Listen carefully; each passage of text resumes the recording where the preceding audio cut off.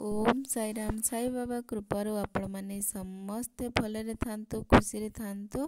आज साई संदेश रे बाबा कहउचंती समस्ते भक्ति मार्ग रे चल, समस्तंकु समान नजर रे देख, समस्तंकु सम्मान देवा शिख। मोर किछि संतान माने गोटे गोटे अछंती कि से बेसी छुआ अछुआ भेदभाव करुचंती। काईकि से कौन रक्त मांसरे गढ़ा नाई कि कौन पाई सेमिति करुछ? तम देहरे जो रक्त मांस गढ़ा होइछि सेई रक्त तारी भी देहरे गढ़ा, तो काहींकि छुआ अछुआ भेदभाव काहींकि? सेमिति काहाकु भी करनी। मु सेतिरे दुखी हेबी, मते दुख कला भलिया किछि भी काम करनी। संतान समस्तंकु समान नजर देख, काहाकु पर भलिया भावनी।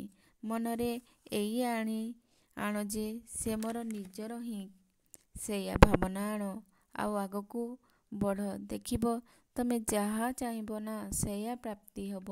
सेतिरे केही बाधा देबेनी। तुमको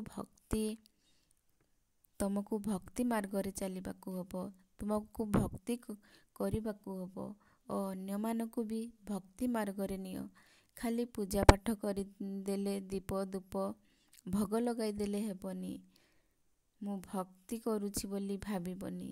सेपटे ईर्षा भेदभाव करी पूजा कले किछि मिलिबनी। मन प्रथमे स्वच्छ पवित्र रख, तापरे जाई पूजा कर।